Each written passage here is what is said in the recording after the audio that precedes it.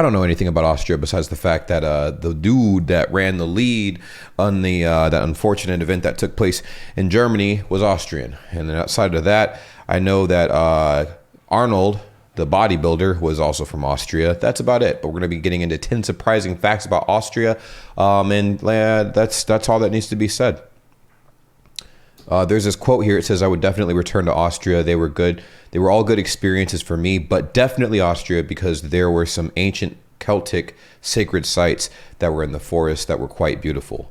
Nicolas Cage. Now, if you want to see more stuff like this or whatever, or want to talk to me at least, go ahead and follow me at twitch.tv/JamesBrayGang. If you want to go give me a video idea, be a part of our community and stuff like that, we have a Discord.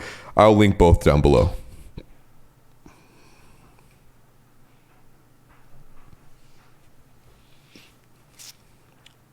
Okay, this quote's here for a while. Okay, there we go. Austria is a country that may not come up in the media all the time, but it is an important place with a fascinating culture and people, and of course history. And today here on FTD Facts, we are looking at the great country of Austria and finding out what is interesting about this country. This looks very nice, man. Super, like, tucked away, but very vibrant, you know? It is a country that has its own unique story and has made its own individual contributions to the world. Cool. A place and people who have their own way of doing things that may be different from the rest of Europe. Hey everybody, what's going on? Dave Walpole here. Welcome to FTD Facts, the channel where we usually talk about people, cultures, and places from all around the world. Nice. Now, yeah, we're talking about Austria because, well, we've done some videos on Germany in the last little bit. We've done stuff on other European countries. And for this video, actually quite a bit of you guys actually recommended that we talk about Austria. So This is our time to actually do it. Austria's up next. When we do these videos, guys, sometimes we leave out facts. So if there's anything that we left out, be sure to let us know down here in the comments section below. Also, just to remind you guys, this episode is brought to you by Grammarly.com. They're our sponsor, and I'll talk about that more at the end of this video. So let's get rolling with it, guys. Let's find out what is fascinating about this really unique country known as Austria and what it is definitely doing different from the rest of the places on the planet. So when it comes to Austria, it might be a country that is very similar to Germany, but that doesn't mean that they are German because the country itself has its own borders and land that stretches out to 83,879 kilometers square. That's cool. That's pretty big. Making the country the 113th largest country in the world. Yikes! That's crazy. Look how blue the water is right there, man. Oh my gosh. And throughout these borders, the people of Austria have their own unique rules, and they've got their own different types of people. And when it comes to population, they have roughly 8,794,000 people. That's not a lot of people at all, bro. That's like Chicago, New York combined. Boom. I mean, I guess for like the landmass, that's like a decent amount of people, but that's not a lot of people at all, bro. Like, that's not a lot of people. Ranking 96th in the world with a population density of 104 people per square kilometer. Now, of course, being next to Germany, the main language is German, coming in at 88.4%. Cool. And about 2.4% speak Serbian, 2.3%. Whoa. Wow. Really? That's interesting. Speak Turkish, and 1.3% Croatian. The type of German that they speak in Austria, though, the dialect is a little different, you know? I forgot what they call it out there, man. Y'all can let me know in the comments down below.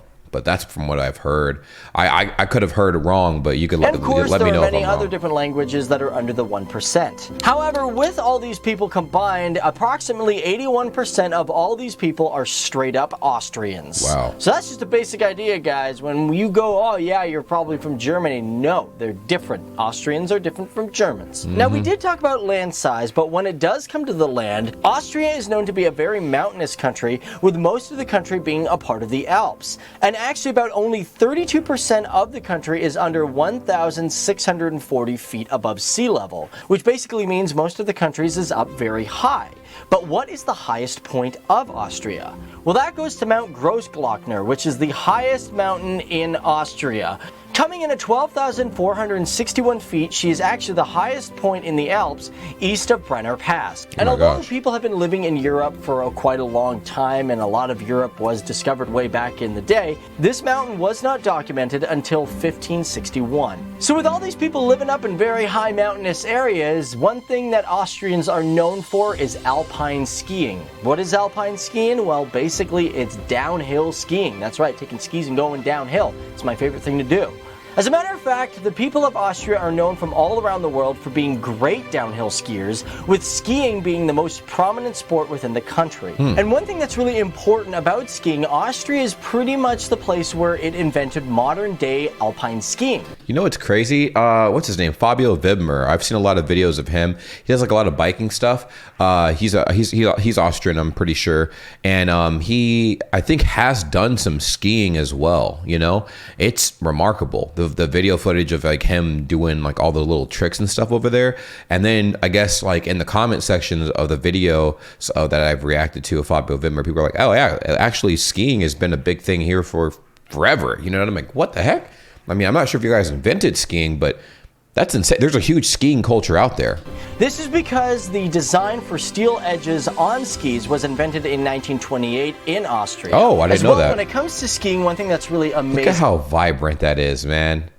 Look how vibrant those colors are in contrast to the surrounding environment. That's so cool. Thing about Austria is the little villages that you can go to for skiing. They It's just look cute. so quaint and quiet, and like I just love these little villages that you can go to. And one of the most famous places that you can go for skiing is Aalborg, and it's not just famous because of skiing, but this is also the region where Hans Schneider invented modern-day ski techniques almost a century ago. Now, okay, we could talk about skiing in Austria for a long time because it's the most prominent sport in the country and there's just so much history to it. But moving right along, one thing that's fascinating about Austria is that on January 1st of 1995, the country did decide to join the European Union. Wow. However, although they're The year I was born, bro.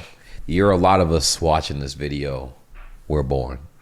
95 is a golden year. the Okay. European Union, they're actually not a part of NATO. One of the reasons Wow. is because when Austria became neutralized after the USSR and the Allied countries removed their occupation in 1956, Austria pretty much from there on decided that they just wanted to be a neutral country because of the issues that happened in World War II. They just didn't want to be a part of anything bad that would happen in the future. Therefore, the country swore itself into neutrality and remained from war. Now, Austria, as a matter of fact, she stands at 6th in the world when it comes to economic complexity. Whoa, I did not know that. That's interesting. The country makes $141 billion in exports and about $146 billion in imports. And comparing Austria to other countries that we've talked about here on FTD Facts, one unique thing about Austria is that it doesn't really have a prime import or export. That's right, the country seems to export What? and import a little bit of everything. That's because, cool. for example, their highest percentage of imports is cars, coming in at 5.6%. Oh, and shit. out of all their imports and exports, Austria is labeled as one of the wealthiest countries in the entire world. Wow. As a matter of fact, in 2014, it was listed as 21st in the world when it came to the Human Development Index scale. Wow. And this is probably due to the fact that, you know, Austria's just been a great country that's been around for such a long time, and it's been...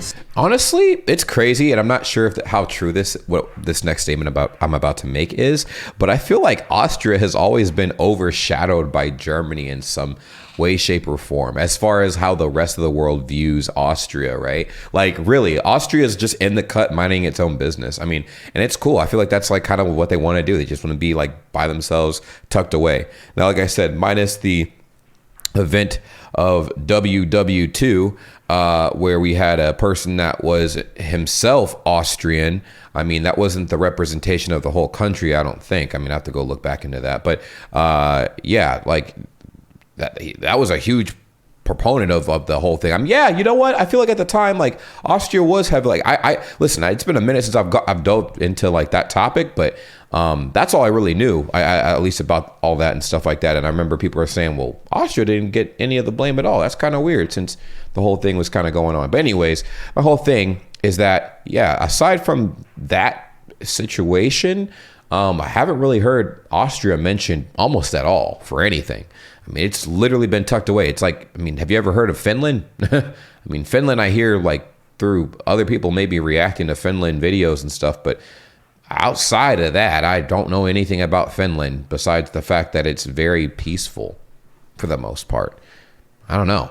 But that's what I'm saying with this too. So I don't know. I mean, I guess people bring up Austria whenever I bring up Bavaria. Well, like I said, it's almost like, you know, Germany is like, you know, overshadowing Austria. Austria is living in Germany's shadow in some way, shape, or form, at least socially, not like economically and stuff like that, but like socially, yeah.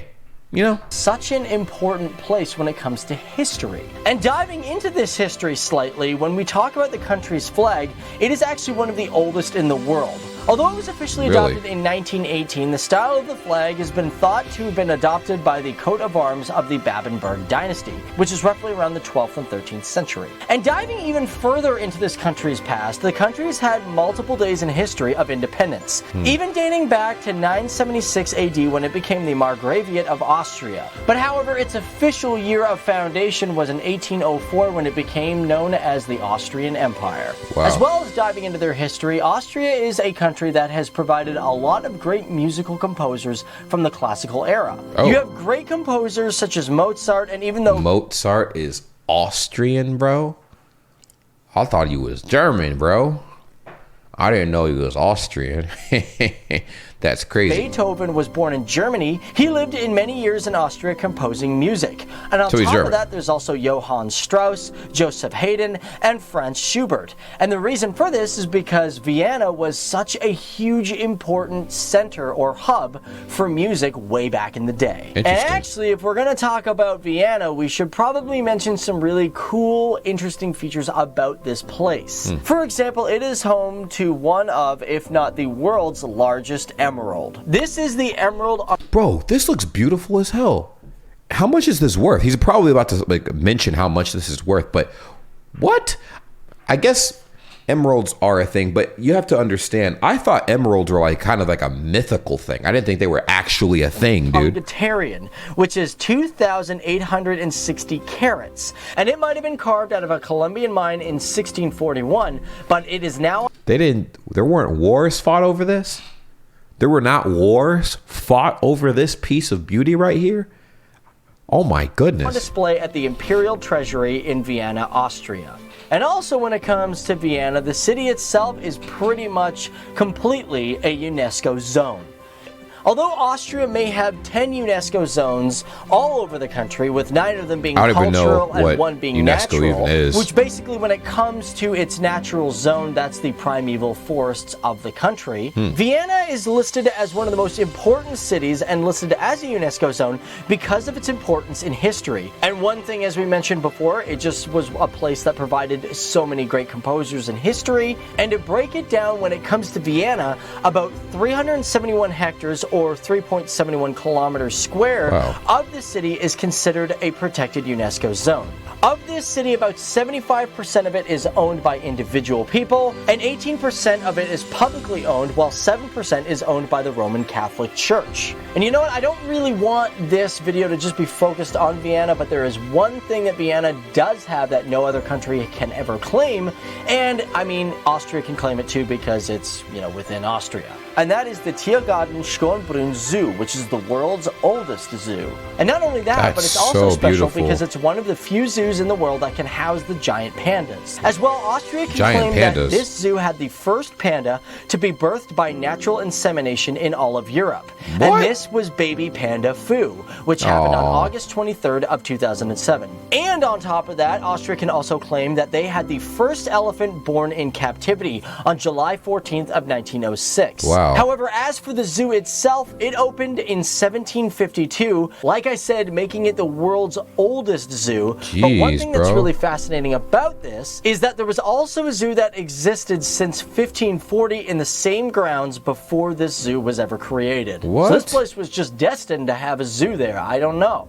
And now I'm going to jump off the Vienna topic because I've been talking about Vienna for so long, but it is a very interesting city. But I got to talk about one thing that Austria has that no other country can claim. And that is the country has the world's longest ice cavern. This is the Austrian Isrisenwald Caves, which are natural limestone caves. And they're sometimes referred to as the world of the ice giants. Because this looks like Amnesia: The Dark Descent. Do you not see the tunnels in here, bro? Look at this. That looks like something straight out of Amnesia. Good googly moogly, dude. And they are sometimes referred to as the world of the ice giants because this long cave goes approximately 42 kilometers deep.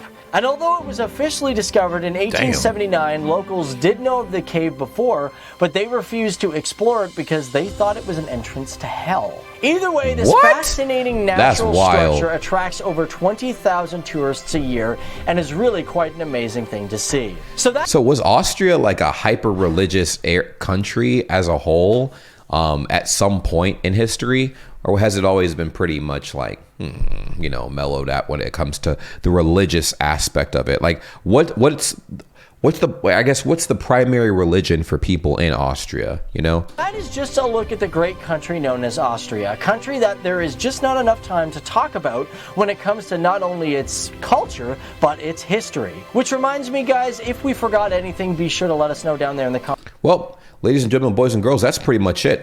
10 surprising facts about Austria I didn't even know. I mean, a lot of it was tied into the landscape and whatnot, the populace, and then the activities that there are to do over there, like the caves, the ice, not ice skating, but the skiing culture over there.